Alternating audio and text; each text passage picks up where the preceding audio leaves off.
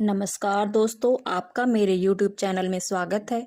आज की इस वीडियो में मैं आपको यह बताने का प्रयास करूंगी कि उड़ीसा के पुरी में स्थित भगवान जगन्नाथ जी के मंदिर में भगवान जगन्नाथ की मूर्ति तथा उनके साथ रखी बलराम जी और सुभद्रा जी की मूर्तियों के हाथ और पैर क्यों नहीं हैं।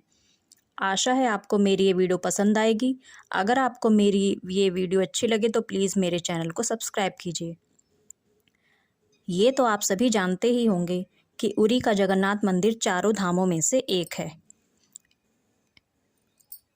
कृष्ण की सभी पटरानियों ने कृष्ण के मुख से ब्रज की गोपियों की प्रशंसा अक्सर सुनी थी। तो एक बार सभी पटरानियों ने मिलकर माता रोहिणी से श्री कृष्ण की बाल लीलाओं के विषय में कहानी सुनाने के लिए प्रार्थना की।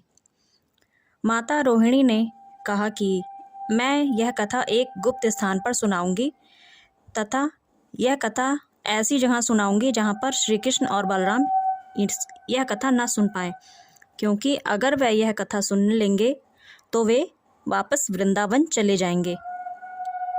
माता रोहिणी ने द्वार पर सुभद्रा को खड़ा किया तथा पहरा देने के लिए कहा। माता रोहिणी कथा सुनाने लगी।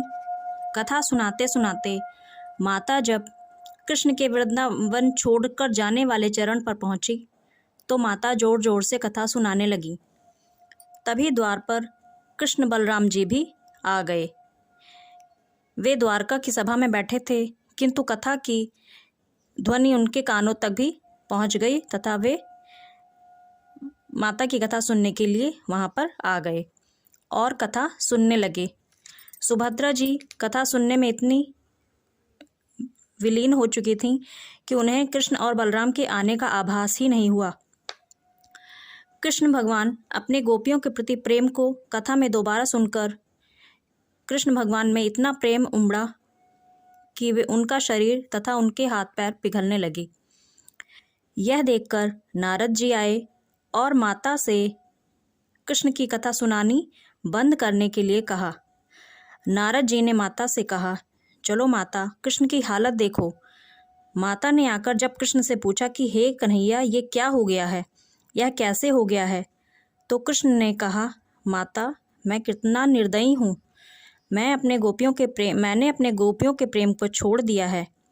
मैं इन हाथों का क्या करूं जिन्होंने गोपियों के हाथों को ना थामा हो। मैं इन पैरों का क्या करूं जो चलकर अपनी गोपियों के पास ना गए हों। ब्रज की गोपियों का ऋण मुझ पर इतना है, मैं उसे कैसे चुकाऊं। मैं इसी प्रकार से अपने हाथ और पांवों का त्याग करके उनके प्रेम के ऋण को चुकाऊंगा। यह सुनकर बलराम जी ने कहा, कन्हैया, अगर तुम अपने हाथ और पैरों का त्याग करोगे तो हम भी अपने हाथ और पैर नहीं रखेंगे। तथा सुभद्रा जी ने भी यही कहा कि अगर आप दोनों अपने हाथ और पैरों का त्याग करोगे तो मैं भी अपने हाथ और पैर नहीं रखूंगी। यह सुनकर नारद जी ने श्री कृष्ण भगवान से कहा, हे प्रभु, आप कितने करुणामयी लग रहे हैं, आप कितने अद्भुत लग रहे हैं। अपने भक्तों के प्रति प्रेम को देखने मात्र से ही, सुनने मात्र से ही आपका यह रूप हो गया है। आप अपने इस करुणामयी रूप का भक्तों को कब दर्शन देंगे। तो भगवान ने नारद जी से कहा कि कलयुग में मैं इसी रूप में पूजा जाऊंगा। कलयुग में लोग मेरे इसी रूप की पूजा करेंगे।